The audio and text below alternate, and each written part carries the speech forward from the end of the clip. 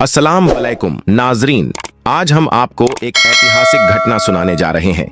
12वीं सदी के अंत में यूरोप के कुछ पादरियों ने क्रूसेड सलीबी युद्ध की नींव रखी और बड़ी संख्या में ईसाई सेनाओं को शाम और फिलिस्तीन भेजा ताकि इन इलाकों को मुसलमानों से छीनकर बैतुल मुक़द्दस जेरूसलम पर कब्जा कर सकें।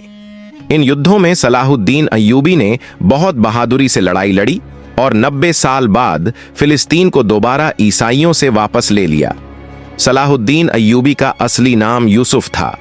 उनके पिता नजमुद्दीन अय्यूब मोसुल के शासक इमादुद्दीन जंगी के अधीन कार्यरत थे।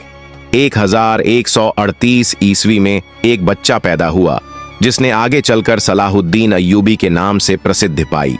जब सलाहुद्दीन 8 वर्ष के थे तो इमादुद्दीन जंगी को उनके ही गुलामों ने मार दिया और उनके छोटे बेटे नूरुद्दीन महमूद अलेप्पो हलब के शासक बन गए। बाद में जब उन्होंने दमिश्क दमस्कस पर विजय प्राप्त की तो वे पूरे शाम सीरिया के शासक बन गए। सलाहुद्दीन का बचपन का अधिकतर समय दमिश्क में बीता। जब फातिमी खिलाफत समाप्त हुई तो बगदाद के खलीफा ने सलाहुद्दीन को मिस्र का सुल्तान घोषित किया। उस समय तीसरे सलीबी युद्ध के लिए यूरोप से सेना आ रही थी। सलाहुद्दीन ने कई युद्धों में ईसाई सेनाओं को हराया और 20 सितंबर 1187 ईस्वी को अपनी सेना के साथ बैतुल मुक़द्दस जेरूसलम के दरवाजे पर पहुंच गए।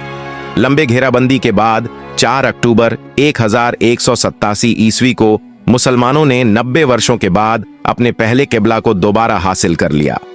सलाहुद्दीन अय्यूबी पहले ऐसे मुस्लिम शासक थे जिनका सीधा सामना यूरोपीय ईसाइयों से हुआ, लेकिन उन्होंने ईसाइयों के साथ न्याय, दया और उदारता से व्यवहार किया।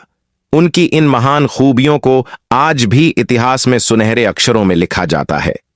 बैतुल मुक़द्दस को जीतने के बाद सलाहुद्दीन दमिश्क चले गए। फरवरी 1193 ईस्वी में ठंड के कारण वे बीमार हो गए और इसी बीमारी में उनका इंतकाल हो गया। उस समय उनकी उम्र 55 साल थी।